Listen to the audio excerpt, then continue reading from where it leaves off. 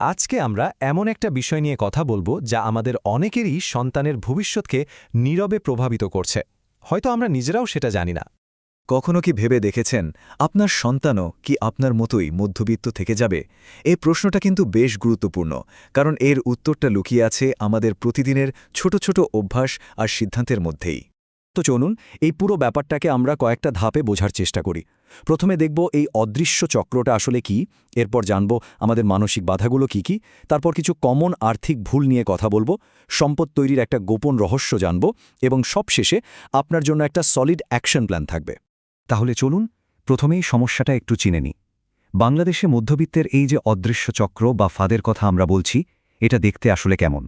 একটা ভাড়া বাসা, বা হয়তো একটা ছোট ফ্ল্যাট, একটা সেকেন্ড হ্যান্ড গাড়ি, সন্তানকে ভালো স্কুলে পড়ানোর আপ্রাণ চেষ্টা, আর মাস শেষে ব্যাঙ্ক অ্যাকাউন্টে তেমন কিছুই আর পড়ে থাকে না।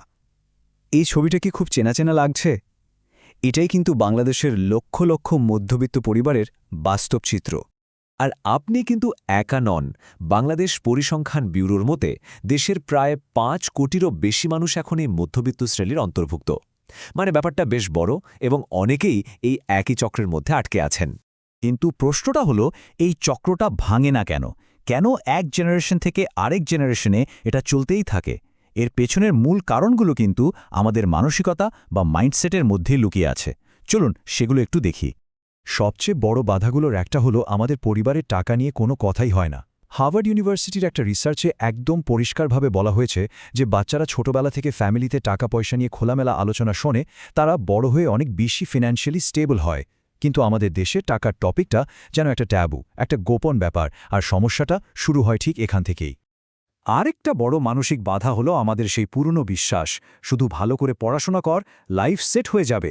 দেখুন, এই কথাটা হয়তো একসময় সত্যি ছিল, কিন্তু আজকের বাস্তবতা একদম ভিন্ন।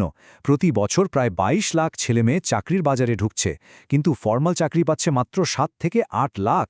তার মানে শুধু একটা ভালো ডিগ্রি এখন আর যথেষ্ট না, এর সাথে ফাইন্যান্সিয়াল এডুকেশন বা আর্থিক জ্ঞান থাকাটা মাস্ট। তো এই তো গেল মানসিকতার দিকটা।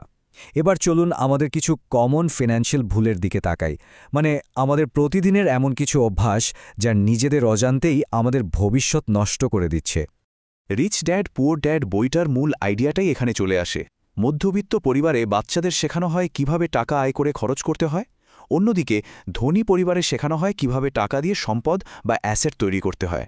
আমরা প্রায়ই এই কনজিউমার কালচারে ভেসে যাই, যা সম্পদ জমানোর পথে সবচেয়ে বড় একটা বাধা। আরেকটা মারাত্মক ভুল হলো শুধু একটা ইনকামের ওপর ভরসা করে থাকা।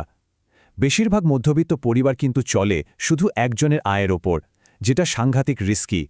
বিশেষ করে কোভিডের সময় আমরা দেখেছি হঠাৎ চাকরি চলে যাওয়ায় কত পরিবার যে বিপদে পড়েছে। এই ফাঁদটা কিন্তু খুব কমন। এর নাম লাইফস্টাইল ইনফ্লেশন।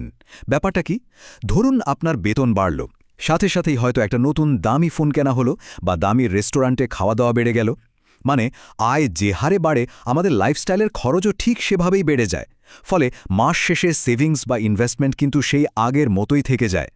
এই চক্রে একবার আটকে গেলে আর্থিক স্বাধীনতা পাওয়া প্রায় অসম্ভব। লোন বা ঋণ মানেই কিন্তু খারাপ না। আমাদের বুঝতে হবে কোনটা ভালো ঋণ আর কোনটা খারাপ ঋণ। যেমন একটা গাড়ির জন্য লোন নেওয়াটা খারাপ ঋণ, কারণ সময়ের সাথে সাথে গাড়ির দাম শুধু কমতেই থাকে। কিন্তু ধরুন আপনি একটা ব্যবসার জন্য লোন নিলেন, যা থেকে আপনার আয় হবে, সেটা কিন্তু একটা ভালো ঋণ হতে পারে। এই পার্থক্যটা বোঝা খুবই জরুরি। এতক্ষণ তো আমরা শুধু সমস্যা নিয়েই কথা বললাম। এবার আসা যাক আসল সমাধানে। সম্পদ তৈরির সবচেয়ে শক্তিশালী গোপন সূত্রটা কি, যা প্রত্যেক বাবা মায়ের উচিত তাদের সন্তানকে শেখানো? আর সেই ম্যাজিকের নাম হল কম্পাউন্ড ইন্টারেস্ট বা চক্রবৃদ্ধি সুদ। এর পাওয়ারটা দেখুন, অবিশ্বাস্য।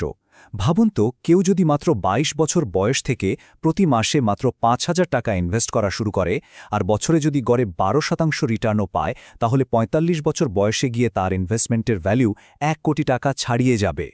এখানে আসল খেলাটা হলো সময়ের, তাই যত তাড়াতাড়ি শুরু করা যায় ততই ভালো।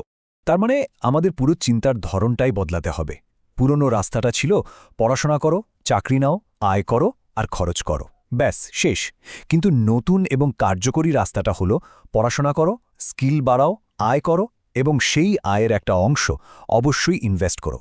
এই ছোট্ট একটা স্টেপ, ইনভেস্টমেন্ট, আপনার পুরো ফিন্যান্সিয়াল ফিউচার বদলে দিতে পারে। তো এখন কি করা উচিত? চলুন এমন 5টা সহজ স্টেপ দেখে নিই যা আপনি আজ থেকেই আপনার সন্তানের জন্য শুরু করতে পারেন। প্রথমত আপনার বাচ্চাকে পকেট মানি দেওয়ার সিস্টেমটা একটু বদলান। 2 ওর জন্য একটা ব্যাঙ্ক অ্যাকাউন্ট খুলে দিন। 3 ওকে বয়স অনুযায়ী টাকা পয়সা সংক্রান্ত কিছু ভালো বই বা ভিডিওর সাথে পরিচয় করিয়ে দিন। 4 নম্বর এবং সবচেয়ে জরুরি, ওকে শেখানোর আগে নিজে শিখুন।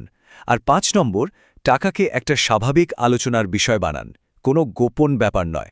যেমন পকেট মানি দেওয়ার জন্য এই 50-30-20 রুলটা ফলো করতে পারেন।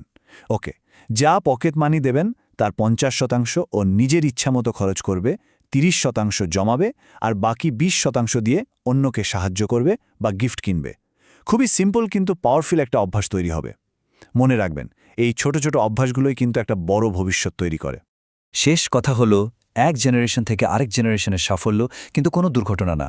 এটা হলো বছরের পর বছর ধরে চর্চা করা ছোট ছোট কিন্তু সঠিক অভ্যাসের ফল। আপনার পরিবার থেকেই সেই নতুন প্রজন্মের শুরু হতে পারে, যারা শুধু টিকে থাকবে না, বরং আর্থিকভাবে সমৃদ্ধ হবে।